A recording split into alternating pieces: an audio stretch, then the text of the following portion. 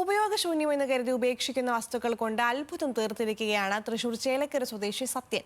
Cycle നട്ട് മുതൽ വിമാനത്തിന്റെ ഭാഗങ്ങൾ വരെ കോർത്തിണക്കി നിരവധി കൗതുക വസ്തുക്കളാണ് സത്യൻ ഇതിനോടകം നിർമ്മിച്ചത്.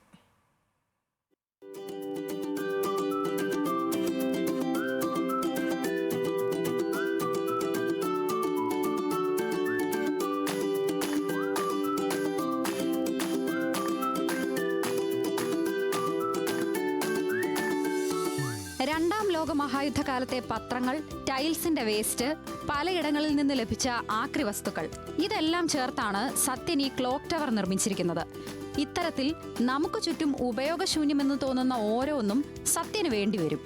അവയെല്ലാം ഉപയോഗിച്ച് പല വിധത്തിലുള്ള ശില്പങ്ങൾ ഈ ചേലക്കരക്കാരൻ നിർമ്മിക്കും.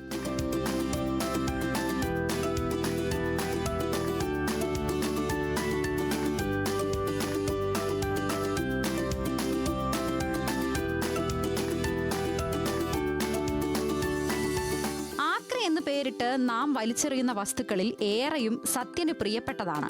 കാറിന്റെ സസ്പെൻഷൻ സ്പ്രിംഗ് കൊണ്ട് സ്പ്രിംഗ് ടേബിൾ ലാമ്പ്, ആക്സിലിൽ axle table lamp, theyyam, plywood, aluminium, ഓല എല്ലാമായി വിസ്മയങ്ങളുടെ നീണ്ട നിര തന്നെ സത്യൻ മെനഞ്ഞെടുത്തിട്ടുണ്ട്.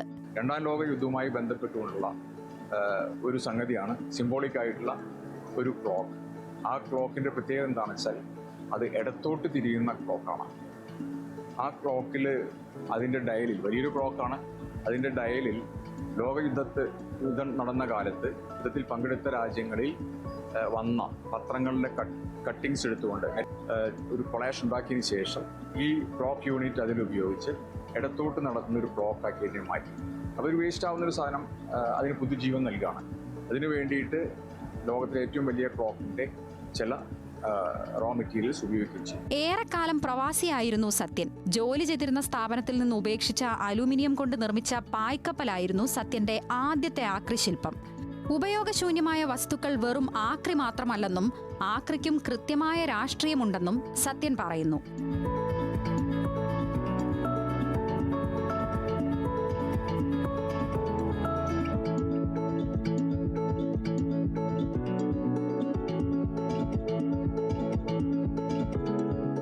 സത്യന്റെ കഴിവുകൾ തിരിച്ചറിഞ്ഞ് ചേലക്കരയിലെ കലാസാംസ്കാരിക കൂട്ടായ്മയായ ശിവൻ സ്മാരക ട്രസ്റ്റ് ഒരു പ്രദർശനം സംഘടിപ്പിച്ചിരിക്കുകയാണ്. ആക്രി എന്നു പേരിട്ട സത്യന്റെ ശില്പചിത്രകലാ പ്രദർശനം ആസ്വദിക്കാൻ നിരവധി പേരാണെത്തുന്നത്. ന്യൂസ് മലയാളം, തൃശൂർ.